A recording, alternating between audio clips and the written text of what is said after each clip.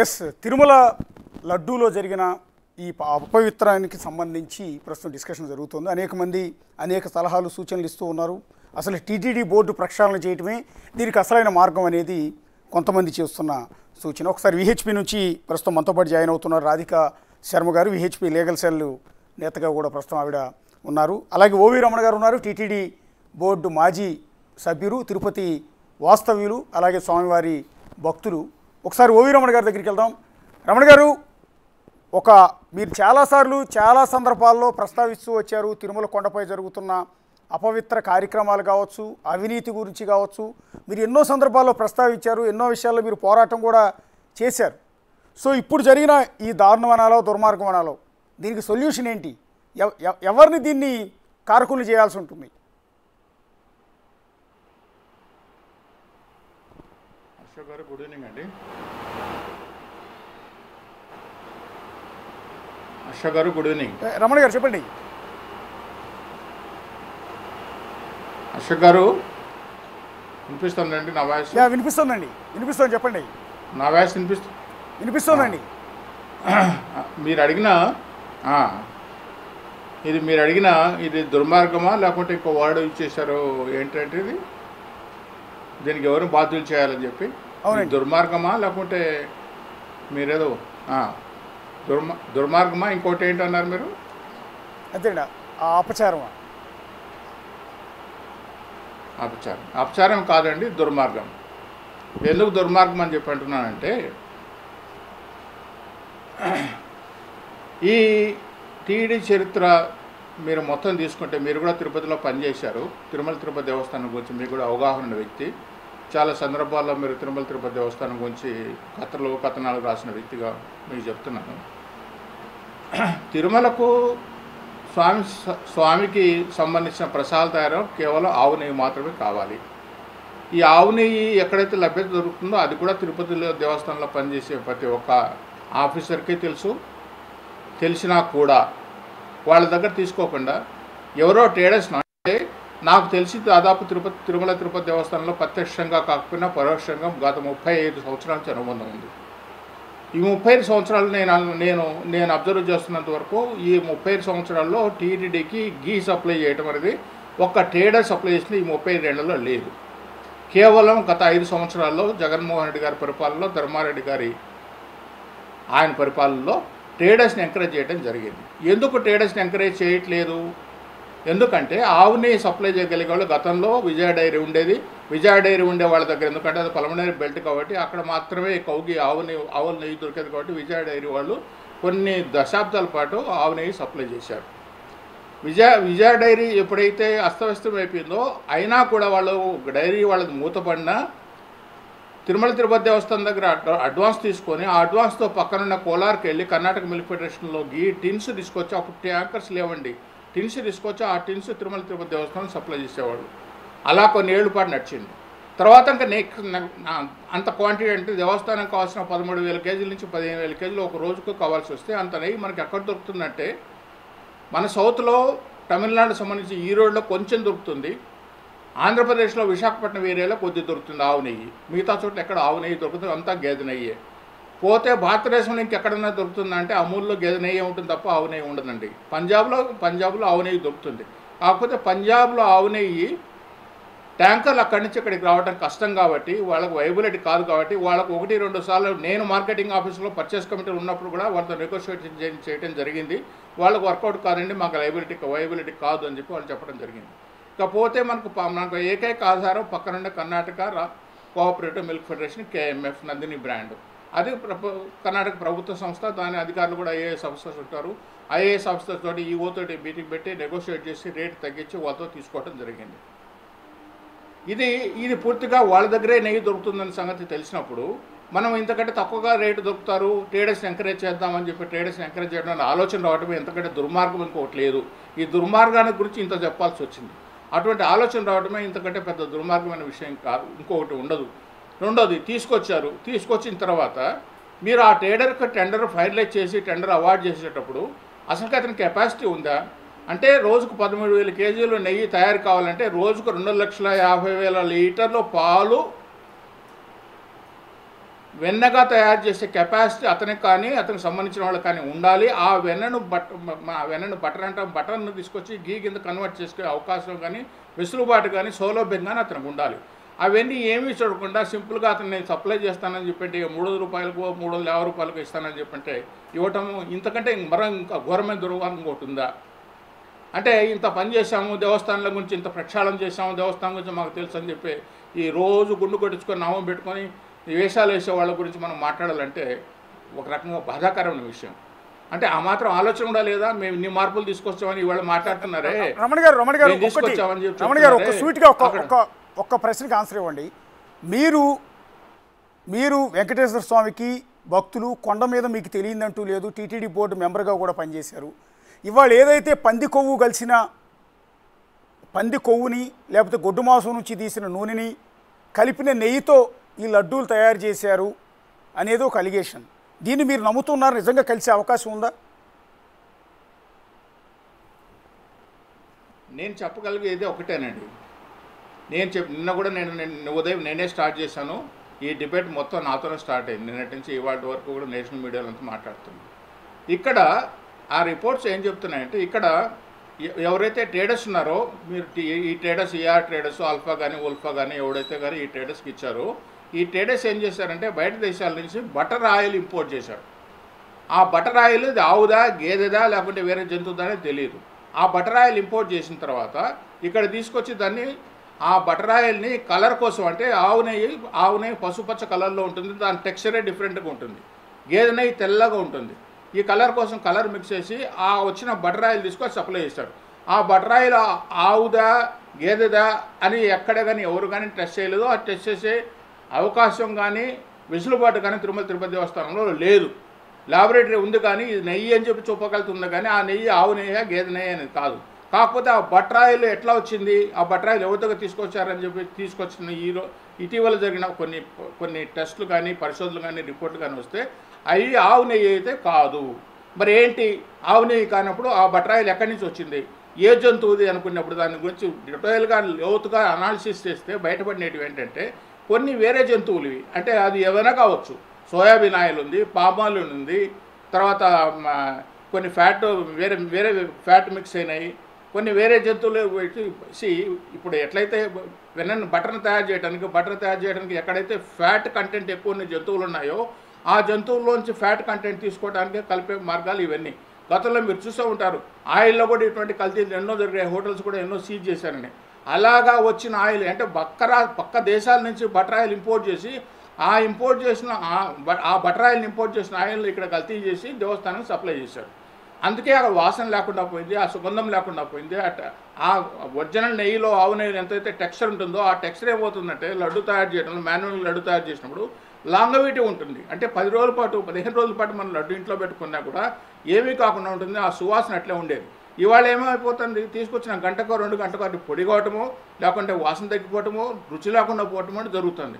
దీనికి మూల కారణం మూల పదార్థం నెయ్యి అయినప్పుడు ఆ నెయ్యిని పైన మనం ప్రాపర్గా కాన్సన్ట్రేట్ చేయకుండా తక్కువకి ఇచ్చాడు అని చెప్పి ఒక కర్ణాటక మిల్క్ ఫెడరేషన్ పైన వాళ్ళని పక్కన పెట్టేసేసి మనకు కావాల్సిన నెయ్యి అండి. ఒకప్పుడు నేను బోర్డు మెంబర్కి ఉన్నప్పుడు ఆ రోజు నెయ్యి 70 రూపాయలు కొనేవాళ్ళ కిలో. మరి ఈరోజు 450 రూపాయలకి అయింది. ఆ రోజు 70 రూపాయలకే కొన్నాము, ఈరోజు 450 రూపాయలు అయిందని చెప్పి ఆ రోజు లడ్డు కాస్ట్ మనం ఏం పెంచలేదు. ఆ రోజు లడ్డు ఫ్రీగా ఇస్తున్నాం, ఇవాళ కూడా లడ్డు ఫ్రీగా ఇస్తున్నాం. ఈ ప్రసాదం మనం వచ్చిన ప్రతి భక్తుడికి ప్రసాదం అనేది ఇవ్వటం అనేది ఒక నానుడి, సాంప్రదాయం, ఒక ఆచారం, ఒక వ్యవహారం. ఒక లడ్డు ఇవ్వటం, ఎక్స్ట్రా లడ్డు కావాలంటే వాళ్ళకి ఒకప్పుడు 5 రూపాయల నుంచి స్టార్ట్ చేసాం, 10 రూపాయలు అయింది, 15 రూపాయలు అయింది, 25 రూపాయలు అయింది, ఇప్పుడు 50 రూపాయలు చేశారు.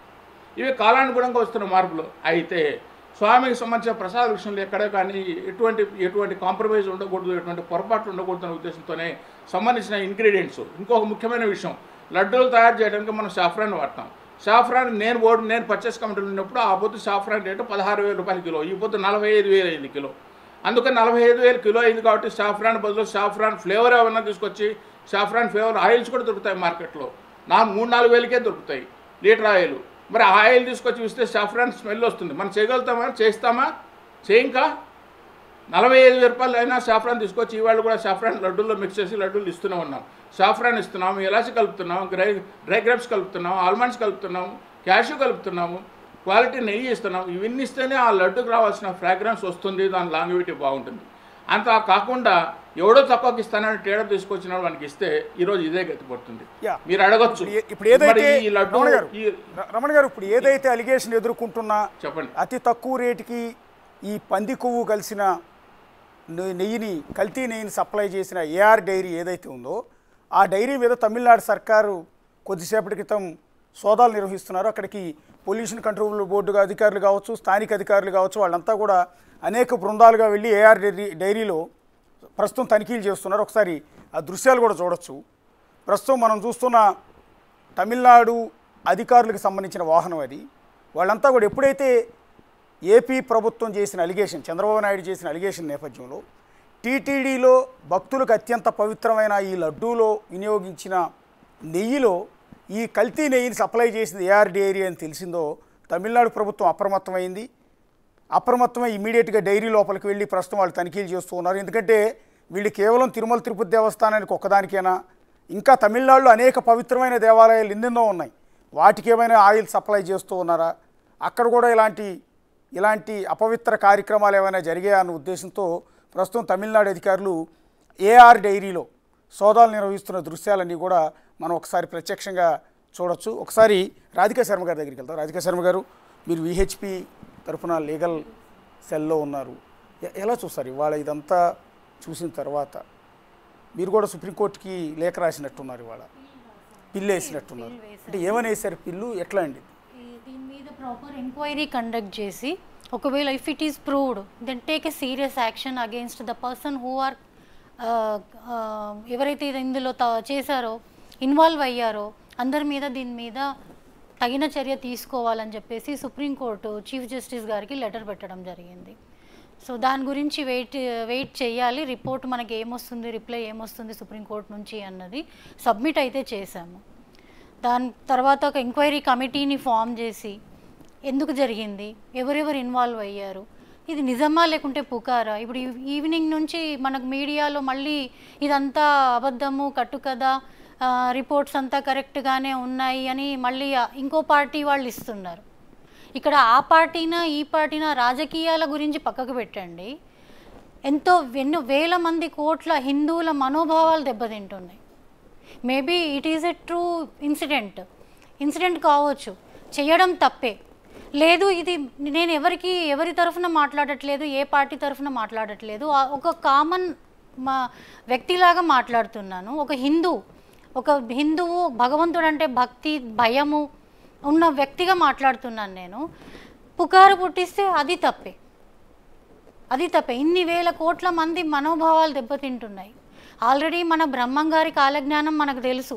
కొద్ది రోజుల తర్వాత మనకు వెంకటేశ్వర స్వామి అంటేనే అక్కడ ఎవరు వెళ్ళము అన్నీ ఒక్కొక్కటి బ్రహ్మంగారి కాలజ్ఞానాలు నిజమవుతున్నాయి. ఇప్పుడు ఇట్లాంటి పుకారు కానీ ఇది నిజమే కావచ్చు తీసుకొస్తే మేము ఇంకా రేపటి నాడు వెళ్ళి ఆ దేవుణ్ణి మనస్ఫూర్తిగా దర్శనం చేసుకోగలమా, ప్రసాదం కొనుక్కోగలమా? ఒక కామన్ మ్యాన్ గురించి ఆలోచించండి, అతను ఎంత భక్తితోని వెళ్తాడు. ఇటువంటి ఇన్సిడెంట్స్ జరిగితే ఏం చేయాలి ఇంకా? సో దీని మీద ఇది చిన్న విషయం పుకారు కాదు, అది సెంట్రల్ ల్యాబ్ లోకల్ అయిన TTD X board member. So ఆయనకి తెలియదంటూ లేదు, ఆయన కూడా నమ్ముతున్నారు దీనిలో. అవును, తక్కువ రేటు కక్కుర్తిబడి ఆయిల్ కొన్నారు, దానివల్ల కొంత ఇలాంటి జరిగింది అన్నది ఆయన కూడా నమ్ముతూ ఉన్నారు. సాక్షాత్తు ఇది అలిగేషన్ చేసింది ఒక రాష్ట్ర ముఖ్యమంత్రి చంద్రబాబు నాయుడు గారు. అది కూడా ఎక్కడైతే ఒక రిపోర్ట్ వచ్చింది, రిపోర్ట్ కూడా నా చేతిలో ఉంది, ఒకసారి రిపోర్ట్ కాపీ ఇస్తాను మీకు. ఈ రిపోర్ట్ను బేస్ చేసుకుని ఆయన ముఖ్యమంత్రి కామెంట్ చేశాడు. సరే, ఇక అప్పుడు గతంలో ప్రభుత్వంలో ఉన్న జగన్మోహన్ రెడ్డి కావచ్చు, వైసీపీ వాళ్ళు కావచ్చు, దాన్ని ఆటోమేటిక్గా ఖండిస్తారు. కానీ చంద్రబాబు నాయుడు మాట్లాడింది ఈ రిపోర్ట్, ఇప్పుడు ఓవి రమణ గారు మాట్లాడుతున్నది కూడా ఈ రిపోర్ట్ను బేస్ చేసుకుని వేగ్గా ఎక్కడ అలిగేషన్ చేయట్లా. రిపోర్ట్లో క్లియర్గా మెన్షన్ చేసింది ఏంటంటే ఇక్కడ ఏమేమి కలిసినాయి, ఎంతంత క్వాంటిటీ ఉండాలి, ఏమేమి కలిసినాయి అన్నప్పుడు ఇందులో క్లియర్గా మెన్షన్ చేశారు. Soybean, sunflower, olive, rapeseed, linseed, wheat germ and maize germ and cotton seed. వీటితో పాటు చివరిలో మెన్షన్ చేశారు ఫిష్ ఆయిల్ అని. ఫిష్ ఆయిల్ అని ఇచ్చారండి, క్లియర్గా ఇచ్చారండి. నెక్స్ట్ వచ్చి palm oil and beef tallow. Beef tallow అంటే మీకు అర్థమైపోయి ఉంటుంది. నెక్స్ట్ ఇంకోటి ఏమి ఇచ్చారు, లార్డ్ అని ఇచ్చారు, పందికో. ఒకసారి రిపోర్టు మేడంకి ఇవ్వండి. చూశాను, ఆల్రెడీ చూశాను sir. Madam report and report then ఒక తీసుకున్న లడ్డు తర్వాత కూడా మేడం గారికి ఇవ్వండి. లడ్డు కూడా ఒకసారి మేడం గారికి ఒకటి ఇవ్వండి. ఒకసారి ఆ లడ్డు చూడండి మేడం.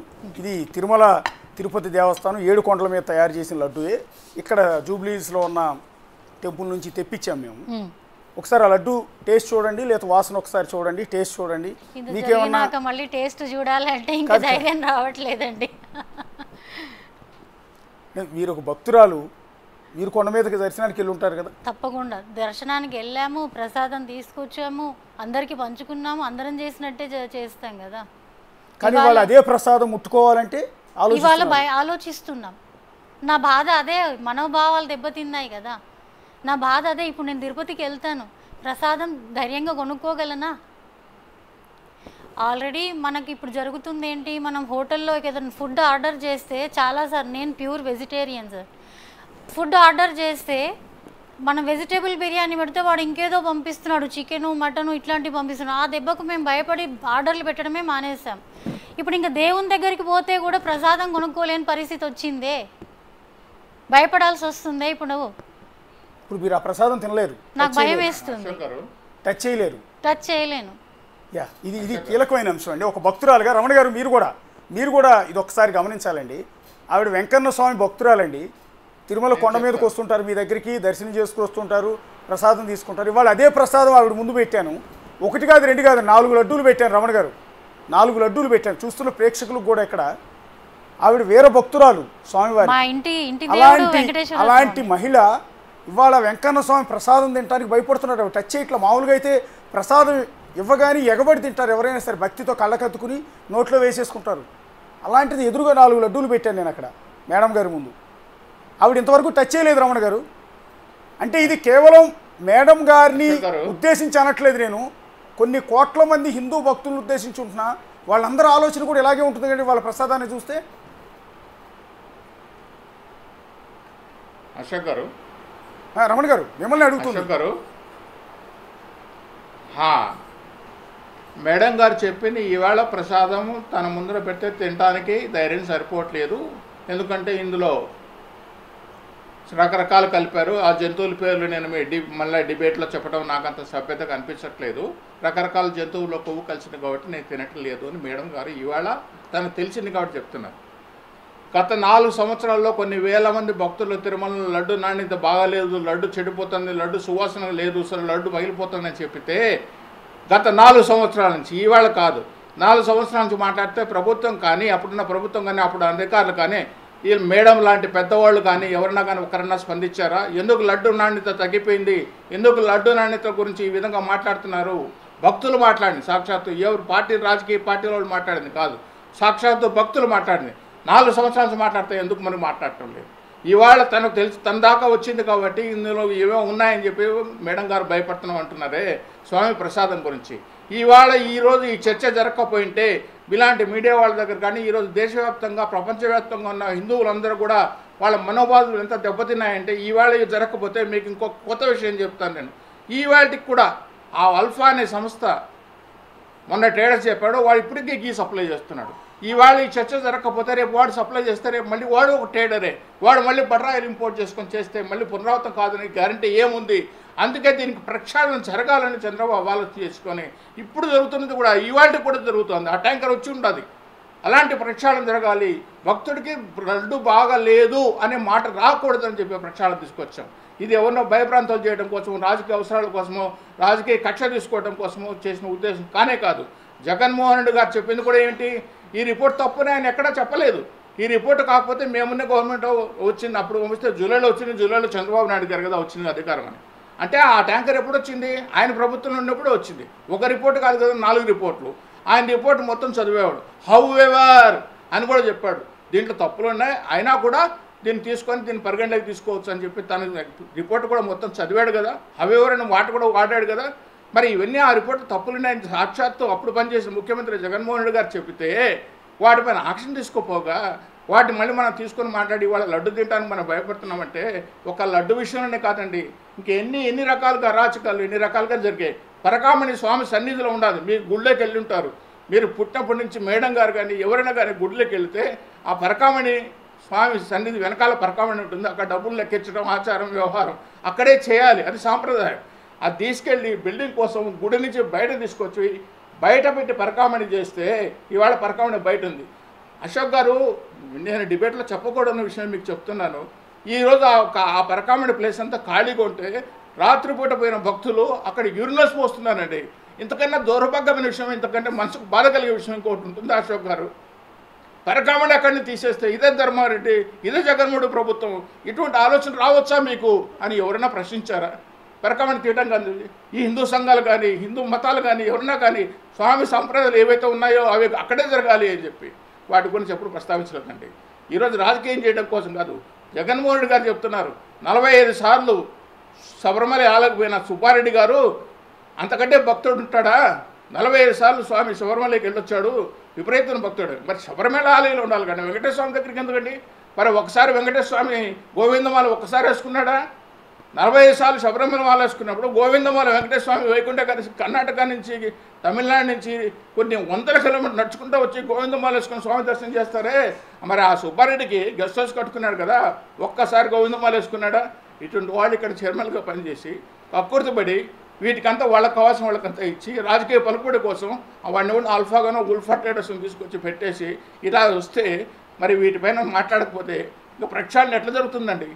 భక్తులకు మళ్ళీ భవిష్యత్తులో ఇటువంటి జరగకూడదని ఉద్దేశంతో కదా అన్నదానం పెడుతున్నాం. అన్నదానం మనం చెప్పుకోదగిన గొప్ప స్కీము, అన్నదానం దొరుకుతుంది. ఒకప్పుడు అన్నదానం ట్రేడర్స్లో నేను పర్చేస్ కమిటీలో ఉన్నప్పుడు మొత్తం నూకలు ఉండకూడదు, మాయిచర్ ఉండకూడదు, బ్రోకన్స్ ఉండకూడదు, ఫారెన్ మెటీరియల్ రాళ్ళు రప్ప ఉండకూడదు అని క్లియర్గా పెడితే వీళ్ళు వచ్చి కక్కుర్తి పడిపోయేసి టెండర్ లేకుండా రైస్ మిల్లర్స్ అసోసియేషన్ పెట్టి ఆ రైస్ మిల్లర్స్ అసోసియేషన్ దగ్గర వాళ్ళ దగ్గర వాడికి ఒక 5 లారీలు వీడికి ఒక 10 లారీలు అని చెప్పి వీళ్ళు పంచుకొని వాళ్ళ దగ్గర రేటు తీసుకొని ఈరోజు రైస్ సప్లై చేస్తారు. ఇటువంటి దుర్మార్గం జరిగితే వీటి ప్రక్షాళన తీసుకొచ్చామని చంద్రబాబు గారు నిర్ణయం తీసుకొని ప్రక్షాళనకు శ్రీకారం చుడితే మనం అడ్డదారులు మనం ఎత్తుకుంటున్నామే తప్ప ఇది చేయడంలో ఎంతవరకు కరెక్ట్గా ఉంటుంది. రమణ గారు, మీరు అన్నది స్టిల్ ఈరోజు కూడా ఉత్తరప్రదేశ్లో ఉన్న అల్ఫా డైరీ నుంచి వచ్చిన నెయ్యి ట్యాంకర్ కింద వేర్ హౌస్ దగ్గర రెడీగా ఉంది. రమణ గారు చెప్పింది చాలా కీలకమైన పాయింట్ అండి. స్టిల్ ఇంత వివాదం జరుగుతుంది, మీకు ఇప్పటికీ డౌట్ ఉంది కదా, ఆరోపణల పుకార్ల పొలిటికల్ అలిగేషన్సా ఏదో తేల్చాలి అని మీరు అంటున్నారే. ఇప్పుడు ఇంతటి వివాదానికి కారణమైన ఏఆర్ డైరీ అనేది చెన్నైకి సంబంధించింది. అక్కడ తమిళనాడు గవర్నమెంట్ ఎంక్వైరీ చేస్తుంది, ప్రస్తుతం తనిఖీలు చేస్తున్నారు లోపల. రెండో వివాదాస్పదమైన డైరీ అల్ఫా డైరీ. రమణ గారు చెప్పింది ఈ అల్ఫా డైరీ గురించి నాకు ఐడియా లేదు. రమణ గారు మీరు ఒకసారి చెప్పండి, హలాల్ సర్టిఫికేట్ అనేది అన్ని డైరీలకి ఇస్తారా, లేకపోతే బీఫ్ ఎక్స్పోర్ట్ చేసే సంస్థలకు మాత్రమే హలాల్ సర్టిఫికేట్ ఇస్తారా? డైరీలకు నిజంగా హలాల్ సర్టిఫికేట్ కావాలా?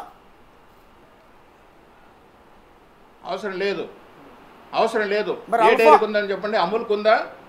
కానీ హలాల్ సర్టిఫికేట్ ఏ డైరీ కన్నా విజయకు ఉందా, కేఎంఎఫ్కి ఉందా, అమూల్కి ఉందా, ఎన్ఈడిపికి ఉందా?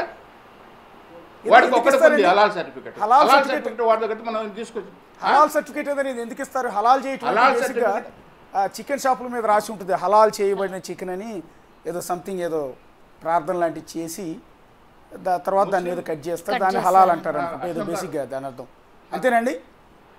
హలాల్ సర్టిఫికేషను కాదు. హలాల్ సర్టిఫికేషన్ ఏంటంటే మీ ముస్లిం కంట్రీస్కి ఎక్కడికి ఏ ప్రోడక్ట్ ఎక్స్పోర్ట్ చేయాలన్నా ఓకే, మీరు చివరికి గోధుమ పిండి కానీ మైదా పిండి కానీ ఏ ప్రోడక్ట్ మీరు ఇండియన్ నుంచి ముస్లిం కంట్రీస్కి ఎక్స్పోర్ట్ చేయాలంటే హలాల్ లైసెన్స్ తప్పనిసరిగా ఉండాలి.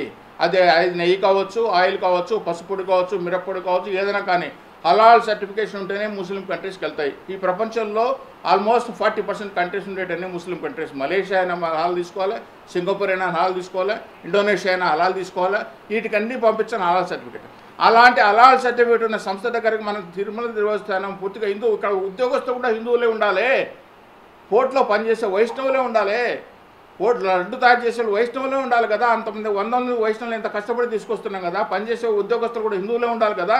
ఇంత కఠినంగా నిర్ణయాలు తీసుకున్నప్పుడు హలాల్ సర్టిఫికేట్ ఉన్న దగ్గర మనం ఎలా తీసుకుంటామండి? హలాల్ సర్టిఫికేట్ వాడికి ఉంది. ఈ తప్పులు మనం ఎత్తి చూపిస్తే దీన్ని రాజకీయ కోణంలో ఆలోచన చేసి మాట్లాడితే ఎంత బాధాకరమైన విషయం ఉంటుంది. ఇన్ని డైరీలు ఉన్నాయి ఈ దేశంలో, అమూల్ దగ్గర నుంచి, నందిని దగ్గర నుంచి, విజయ డైరీ దగ్గర నుంచి, ఎన్డీడీబీ దగ్గర నుంచి, ఇంకా చోటా మోటా డైరీలని, ఇక్కడ పిఎల్ఆర్ డైరీ ఉంది, సీజా డైరీ ఉంది. వీళ్ళకి ఎవరికైనా హలాల్ సర్టిఫికేట్ ఉందా అండి? ఎవరైనా తీసుకున్నారా? వాళ్ళకి అవసరం వచ్చిందా? హలాల్ సర్టిఫికేట్ అంటే వాడు బటర్ ఆయిల్ ఇంపోర్ట్ చేసుకుంటాడు కాబట్టి ముస్లిం కంట్రీస్ నుంచి ఇంపోర్ట్ చేసుకుంటాడు కాబట్టి ఆ ముస్లిం కంట్రీస్లో ఇంపోర్ట్ చేసుకోవాలంటే వాడికి హలాల్ లైసెన్స్ కావాలంటే వాడు హలాల్ లైసెన్స్ తీసుకున్నాడు.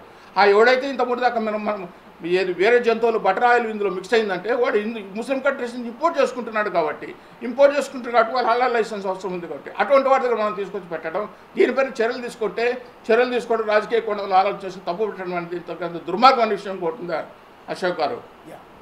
నేను ఎట్లా చూస్తారు దాన్ని? ఇప్పుడు హలాల్ సర్టిఫికేట్ ఉన్నా అది ఉండటం మంచిదా బ్యాడా అనేది కూడా అర్థం కావట్లా.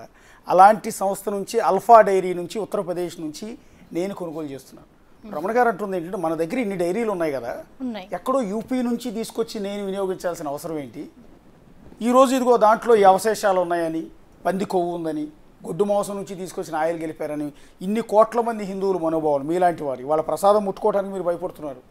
ఇలాంటి పరిస్థితి, ఇంత దీనమైన పరిస్థితి టీటీడీ చరిత్రలో 7 కొండల హిస్టరీలో ఇంతటి దౌర్భాగ్యపరి పరిస్థితి ఎప్పుడు లేదు.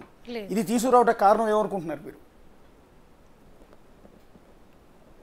ఇప్పుడు మేము మాట్లాడితే ఏమన్నంటే మీరు హిందూ ముస్లిం అనే కేటగిరీస్ తెస్తున్నారు అనే ఒక తీసుకొస్తారు.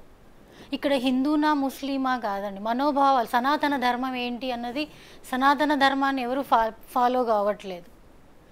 ఏదైనా అంటే బీజేపీ మాట వచ్చింది అంటే బీజేపీ వాళ్ళు అన్నారు అంటే హిందూ ముస్లిం అనే కేటగిరీ తెస్తారు. అక్కడ హిందూ ముస్లిం కాదు, అసలు జరగవలసిన పద్ధతి ఏంటి? మన ఎన్నో ఏండ్ల నుంచి ఉన్న మన పద్ధతి ఏంటి? దీన్ని పక్కకు పెట్టేస్తున్నారు. ఇవన్నీ ఈ రాజకీయాల లబ్ధి కోసం ఇట్లాంటివన్నీ పనికిరానివన్నీ తీసుకొచ్చి కామన్ ఎవరైతే ఉన్నారో వాళ్ళని ఇబ్బంది పెడుతున్నారు తప్ప ఇందులో ఇంకేం లేదు.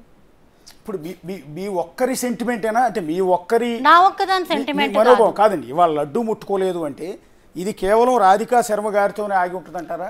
కోట్ల మంది స్వామివారిని ఏడుకొండలవాడ వెంకటేశ అని అరుస్తూ గోవిందా గోవింద నామస్మరణతో కొండల మీదకి వెళ్ళొచ్చే ప్రతి వారి మనసులో ఇది పడిపోయింది. ఇవాళ నిన్నటి నుంచి ఈ న్యూస్ వైరల్ ఎట్లా అవుతుందో దీనివల్ల ప్రతి వాళ్ళ మనసులో, మీకు తెలుసు ఎన్ని లక్షల మంది రోజు తిరుపతి దేవస్థానం దర్శనం చేసుకుంటారు అన్నది. దాని ప్రసాదం తీసుకొచ్చి మనం అందరికీ పంచుకుంటాం. మనం ఒక్కరమే కాదు, మన ఇంటి చుట్టుపక్కల ఉన్న వాళ్ళందరికీ పంచుకుంటాం.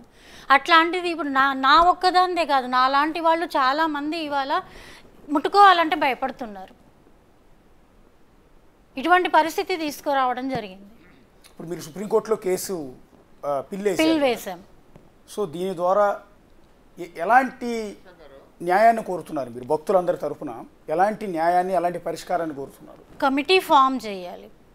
ఈ కమిటీ ఫామ్ చేసి దీని మీద ఎంక్వైరీ కండక్ట్ చేసి ఎందుకు జరిగింది, ఎందుకు చేయాల్సి వచ్చింది, ఇదంతా కనుక్కొని ప్రూఫ్ అయిన తర్వాత వాళ్ళకి కఠినంగా శిక్ష వేయాలి. చట్టరీత్యా ఏదైతే శిక్ష వేయాలో వాళ్ళకి ఆ శిక్ష పడాలి. అంటే సప్లై చేసిన ఏఆర్ డైరీయో లేకపోతే అల్ఫా డైరీయో వీళ్ళ మీద అంటారా? లేకపోతే వాళ్ళ దగ్గర ఆయిల్ కొనుగోలు చేసిన అప్పటి ఈఓ కావచ్చు, చైర్మన్ కావచ్చు, బోర్డు మెంబర్లు కావచ్చు, వీళ్ళ మీద అంటారా? అందరి హస్తాలు ఉంటాయి సార్. అమ్మంది ఇప్పుడు కొనేటివాడు అమ్మేటివానికి తెలుసు ఏ విధమైన వస్తువు అమ్ముతున్నాడు అన్నది.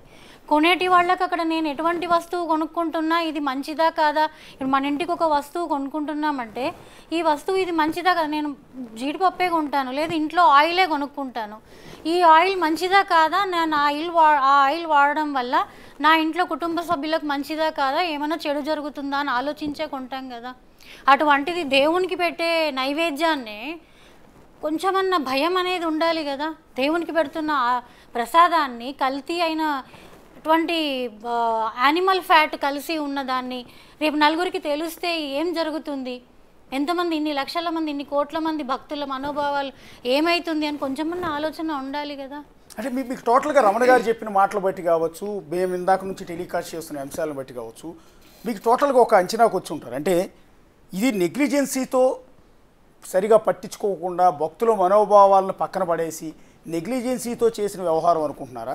లేదా కొంతమంది చేసిన ఆరోపణ ఏంటంటే తక్కువ రేటుకి ఈ నెయ్యి కొనటం ద్వారా వీళ్ళందరికీ కూడా కమిషన్లు వస్తాయి, కోట్లాది రూపాయల కమిషన్లు దండుకోవటం కోసమే ఇలాంటి నాసిరకం నెయ్యిని కొనుగోలు చేశారు అనే ఆరోపణలు కొంతమంది వినిపిస్తున్నాయి. అంటే నా డౌట్ ఏంటంటే అక్కడ పనిచేసే అధికారులు, బోర్డు మెంబర్ దగ్గర నుంచి మొదలుపెట్టి చైర్మన్ వరకు, ఈఓ వరకు అందరూ కూడా సాక్షాత్తు తిరుమల వెంకటేశ్వర స్వామి సన్నిధిలో పనిచేస్తున్నారు వీళ్ళందరూ. ఆ దేవుడు అంటే భయం ఉంటుంది కదా వెంకటస్వామి అంటే. రేపొద్దున వెంకన్న స్వామి రేపొద్దున మనల్ని ఏదైనా చేస్తాడేమో, మన ఇలాంటి తప్పుడు పనులు ఆయన సన్నిధిలో చేస్తే అన్న భయం కూడా లేదంటారు వాళ్ళలో? లేదు కాబట్టి ఇంత అరాచకానికి ఒడిగట్టిండ్రు. కేవలం డబ్బు ఆశకి ఇంత అరాచకం ఒడిగట్టింది. మీరు అంటున్నారు ఇప్పుడు బయటి డైరీ ఫార్మ్స్ వాళ్ళను వీళ్ళను అని అంటున్నారు కదా. మన స్టేట్లో మనకు అన్ఎంప్లాయ్మెంట్ చాలా ఉంది. అటువంటప్పుడు మీరు డైరీ ఫార్మ్స్ని ఎంకరేజ్ చేసి మన వాళ్ళకి ఇక్కడ ఉన్న మా అబ్బాయిలకి యువతకి ఎవరైతే ఉన్నారో ఎంకరేజ్ చేసి వాళ్ళని ఫార్మ్స్ పెట్టించి, తిరుపతి దేవస్థానం మనకు ఫండ్స్ ఏం తక్కువ లేవు, కోట్లల్లో ఉంది మనకి. తిరుపతి వాళ్ళే లేదంటే వాళ్ళే ఫార్మ్స్ డైరీ ఫార్మ్స్ చేసి అన్ఎంప్లాయీస్ ఎవరైతే ఉన్నారో ఇక్కడే చేసుకొని ఉండింటే బయటికి వెళ్ళాల్సిన అవసరం లేదు కదా. ఎగ్జాక్ట్లీ. బయట ఎక్కడి నుంచో నా దగ్గరే ప్రొడక్ట్ రెడీ అవుతుంది అంటే why should I go outside? I can generate the items myself only. Employment problem ఉండదు వాళ్ళకి. డైరీ ఫామ్ పెట్టుకున్న వాళ్ళు పనిచేసిన ఇది ఉంటుంది. ఊరికే అనవసరంగా గవర్నమెంట్ మీద మాకు ఉద్యోగాలు లేవు, ఉద్యోగాలు ఇస్తలేరు అనే బదులు గవర్నమెంట్ ఈ విధంగా ఎంకరేజ్ చేయొచ్చు కదా. ఇప్పుడు నాకు తెలిసి నా చిన్నప్పటి నుంచి వింటుంటాను, కొండ మీద పూసే పువ్వన్నీ ఆడవాళ్ళు అక్కడ పూలు పెట్టుకోకూడదు, కొండ మీద పూసే పువ్వులన్నీ దేవుడికి మాత్రమే అంటారు. ఇదే విధంగా మీరు బయట నుంచి కొనుక్కునే బదులు కొండ మీదనే తయారు చేయండి. లేవా మనకు వసతి లేదా? నెయ్యి మనమే తయారు చేసుకోవచ్చు కదా, డైరీ ఫార్మ్స్ మనమే డెవలప్ చేసుకోవచ్చు కదా. బయట ఎక్కడనో వాడిని నమ్మడం ఎందుకు? అటువంటి బయటి కల్తీ తెచ్చుకోవడం ఎందుకు? అటువంటివి నమ్మకంగా మనం తెచ్చుకొని వాటితో మోసపోవడం ఎందుకు? మన ప్రోడక్ట్ని మనమే చేసుకోవచ్చు కదా. చాలా అద్భుతమైన ఆలోచన రమణ గారు. మేడం ఏమంటున్నారంటే ఎవరైతే అన్ఎంప్లాయిడ్ యూత్ ఉన్నారో ఆ యూత్ అందరినీ కూడా ఎంకరేజ్ చేసి మీరందరూ ఆవులతో, అవసరమైతే టీటీడీ ఆవులు కొనిస్తుందా, లేకపోతే వాళ్ళే సొంతంగా ఏర్పాటు చేసుకుంటారో, టీటీడీ ఫండింగ్ ఇస్తుందా, ఏదో ఒకటి చేసి వీళ్ళ చేత ఫార్మ్స్ ఏర్పాటు చేస్తే ఆ వచ్చే నెయ్యినే టీటీడీలో లడ్డూ ప్రసాదం తయారీకి వినియోగించవచ్చు కదా. అప్పుడు ఇక్కడ ఎంప్లాయ్మెంట్ తగ్గుతుంది, ఉపాధి దొరుకుతుంది, స్వచ్ఛమైన నెయ్యి తగ్గుతుంది. ఇలాంటి తప్పుడు పనులు చేసే అవకాశం తక్కువ ఉంటుందని కదా మేడం ఇచ్చే సలహా. మీరేమంటారు? నేను చెప్తాను. మేడం గారు ఏమన్నారు, హిందూ ధార్మిక సంస్థలో వారు ఏదో సభ్యులో ఏదో చెప్పారు కదా మేడం గారు. విహెచ్పిలో ఉన్నారండి, విహెచ్పిలో లీడర్గా ఉన్నారని చెప్తున్నారు. చాలా సంతోషం. మేడం గారికి ఈవేళ ప్రసాదం చూస్తేనే ఇవి టీవీలో వచ్చిన వార్తలు చూసి మనోవేదన గురై ప్రసాదం ముట్టుకోవటానికే నేను బాధపడుతున్నాను, ప్రసాదం ముట్టుకోవాలంటే భయం వేస్తుంది అని చెప్పి మేడం గారు అంటున్నారు కదా. మరి సాక్షాత్తు స్వామి సన్నిధిలో పనిచేసిన ప్రధాన అర్చకులు రమణ దీక్షితులు గారు, స్వామి హుండీలో డబ్బులు వేయొద్దండి, హిందువులు అనిపించుకున్న వెంకటేశ్వర స్వామి భక్తుడు ఎవడైనా వచ్చి స్వామి హుండీలో డబ్బులు వేయొద్దండి, స్వామి దర్శనానికి రావద్దండి, గుప్త నిధులు ఉన్నాయి, గుప్త నిధులన్నీ దోచుకెళ్ళారు, గుప్త నిధులుండే కొట్టుకొని వెళ్ళిపోయారు, స్వామికి చంద్రబాబు నాయుడు గారు వస్తే పచ్చ చీర కడతారు, ఇటువంటి దారుణమైన ఆరోపణలు చేస్తే ఈ సంఘాలకు సంబంధించిన వ్యక్తులు, ఈ మఠాధిపతులు, పీఠాధిపతులు ఒకరైనా నోరెత్తారా? పింక్ డైమండ్ గురించి రచ్చ చేస్తే ఆ పింక్ డైమండ్ తీసుకొని రాజకీయ అవసరాల కోసం తీసుకొని చంద్రబాబు నాయుడు గారు దేవుని రూమ్లో ఉందని, చంద్రబాబు నాయుడు గారి బెడ్రూమ్లో ఉందని, సిబిఐ అయితే దొరుకుతుందని చెప్పి ఒక పక్క రమణ దేశంలో అక్కడ జర్మనీలో అమ్మారని ఆయన, ధర్మారెడ్డి గారేమో అసలు పింక్ డైమండ్ లేదని చెప్పి తీసుకొచ్చి నానా బీభత్సం చేసి ఎలక్షన్స్ ముందు రాజకీయ అవసరం కోసం తీసుకొచ్చారే. ఇది తప్పు. స్వామి సాంప్రదాయాన్ని, స్వామిని గురించి మార్కెటింగ్ చేస్తూ స్వామిని గురించి రాజకీయ స్వలాభాల కోసం మనం లాగుతున్నామని చెప్పి ఎవరైనా ఒక్కరైనా మాట్లాడారా అశోక్ గారు? ఇంత దుర్మార్గమైన సాక్షాత్తు స్వామి ఉండిలో వేసి డబ్బులు వేయొద్దండి అని చెప్పినంత బహిరంగ చెప్తే అటువంటి ఉరి తీయాలా లేదా చెప్పండి. హిందూ సంఘాలన్నిటికీ ఏక కంఠంతో ఖండించాలా లేదా? అలాంటివి ఏమి జరగకపోగా ఈవేళ లడ్డూ ప్రక్షాళన తీసుకొస్తామని చెప్పంటే ఇన్ని మాట్లాడుతున్నారు. ఇది చాలా అన్యాయమైన విషయము, చాలా బాధాకరమైన విషయము. ఒకసారి రమణ గారు, ఏళ్ల నుంచి రాజకీయ అవసరాలు రమణ గారు ఒక్కొక్క కన్క్లూజన్ ఏం చెప్తారు ఫైనల్ గా దీనికి సొల్యూషన్? నేను అడుగుతుంది మేడం కూడా అడిగింది అదే, ఒక్కోసారి మేడం కూడా అడిగింది అదే. ఇప్పుడు ఫైనల్ గా మేడం సుప్రీంకోర్టులో కేసు పిల్లు వేశారండి. సుప్రీంకోర్టు ఆదేశాలతో కమిటీ వేస్తారు, విచారణ చేస్తారు, లేకపోతే కొంతమందిని అరెస్ట్ చేస్తారు. వీటన్నిటికంటే ముందు ఆ దేవదేవుడు వెంకన్న స్వామి వాళ్ళని శిక్షించకుండా వదులుతాడా? కొండ మీద తప్పుడు పనులు చేసిన వాళ్ళు, కొండ మీద అక్రమ సంపాదన చేసిన అధికారులు కావచ్చు, సిబ్బంది కావచ్చు, పొలిటికల్ లీడర్లు కావచ్చు, ఎవడన్నా తర్వాత బతికి పట్టగట్టాడా? జీవితంలో సుఖంగా ఉన్నాడా? మీకు బాగా తెలుసు. ఎవ్వరూ లేరు.